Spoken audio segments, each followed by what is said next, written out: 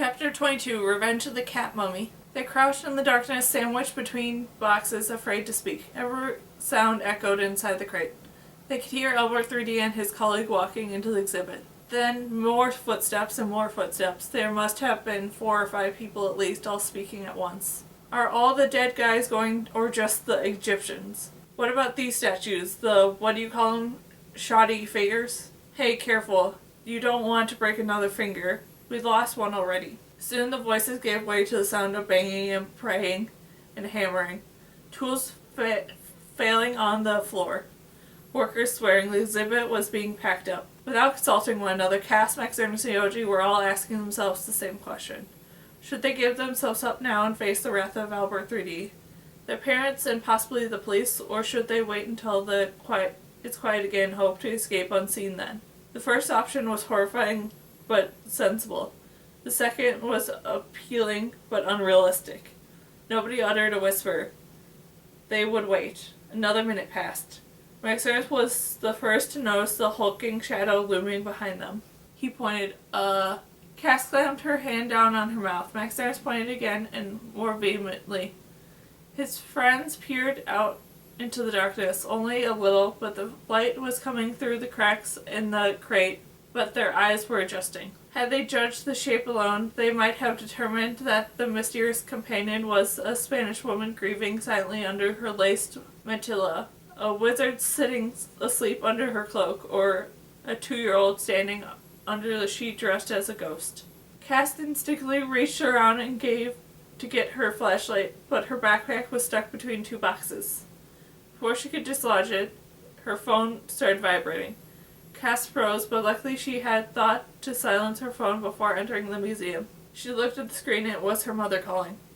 Soon an urgent text would begin, the light of her phone filling the crate with a soft glow.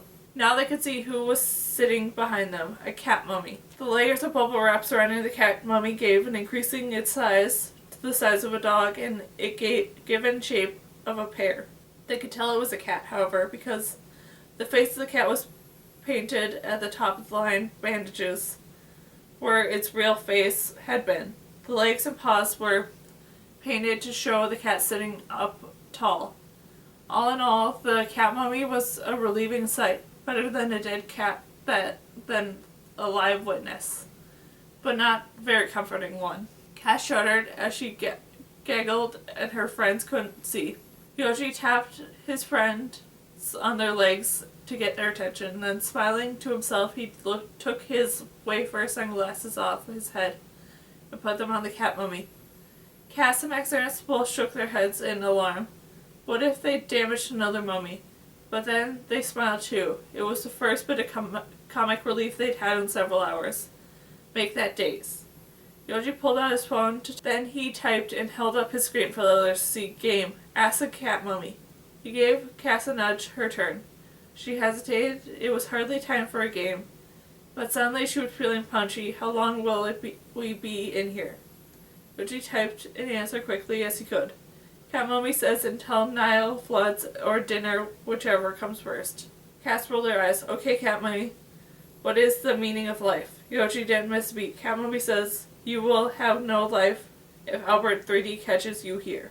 But Max Ernst had his own answer. Life means cellular activity included the vital phenomenon such as growth, reproduction, and digestion. Yoji covered his mouth to keep from laughing. Max Ernst looked at him in the darkness, confused. What, was that funny? Then he resumed typing, correcting himself. Cat mummy says. The game continued, the cell phone screens lighting their faces with an eerie glow. To the outside observer, it would have been as if they were engaging in some kind of electronic seance, attempting to summon the spirit of the cat mummy with their phones. At last the cat uttered not a single meow. The only spooky voice they heard coming 5 minutes later was Albert 3D. Hey, have any of you guys seen 3 kids around? 2 boys and a girl? Something was stolen and I think they took it. What was it? They asked one of the workers. Just a finger this time. The 3 kids sat frozen in the crate, only a few feet away from them.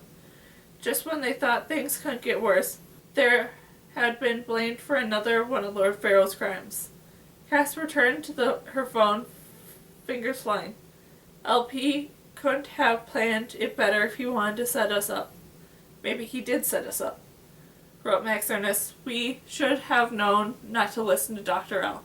Yoji held up his phone. So what now? Before either of his friends could answer, they heard a beeping sound, the kind a truck makes when it's backing up. The beeping got louder and louder, and they listened until the sound as if it were right next to them. What's that? Typed Max Ernest. Pickup truck? Guessed Cass. Inside the museum? Scoffed Yoji. A moment later, they heard a hum of a motor, and they could feel something sliding under the crate. The crate tilted slightly, sending Max Ernest skidding into Cass. Ach! Max Ernest cried out spontaneously. Did you hear that, one of the workers? What? I just thought I heard somebody cry out in here. He knocked on the side of the crate. Another man laughed. Yeah, a mummy. Hello, anybody home? There was more knocking and more laughter. Okay, going up. These words, the kids could feel the crate being lifted into the air. It felt as if they were in an elevator, a very small elevator. Forklift, typed Yoji. Cass looked at her friends. Should we say something? Max Ernest nodded. Yeah, like right now. Time to get out. No, wrote Yoji. This is perfect. They'll take us out of the museum. Then we get out and nobody sees us. They heard the sound of the forklift being put into the gear. Suddenly they were moving forward, if you can call it forward, when they trapped in the darkness with no room to move. Headed for an unknown destination, unsure whether you're ever going to get out or if you're going to be inadvertently entombed alongside the cat mummy. After a few minutes they heard a creaking sound and hooks attached to the crate. As they clutched their stomachs fighting nausea, the crate was lifted and they could only have been an extremely dangerous height. It swung left and then right and then up and then down, further down, left again, and then right some more. Crane, typed Cass. Or that's what she meant to write. In actuality, she typed, okay, yeah. By the time the crate stopped swinging, Cass had somehow ended up with her foot caught between Max Ernest's knee and Yoji's face. It was a good thing they couldn't see her. As she disentangled themselves, the three bruised and embarrassed friends heard a clang of a gate closing and the whine of a diesel motor. Uh-oh, wrote Max Ernest. None of them said anything for a minute and their situation sank in. Max Ernest typed on his phone again. We better text our parents while we still have batteries. Yoji showed his phone to Cass. You have supplies, right? Cass nodded.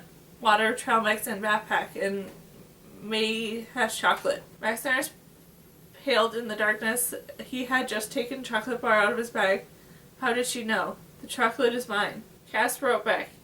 If you want water, you have to share. Next time, don't crinkle the wrapper. It makes noise. I hate you. Max Ernest responded, breaking off a couple of modestly generous pieces of chocolate before her and Yoji. Had he known just how long they'd been going to be there, he might have been even stricter about the size of the rations.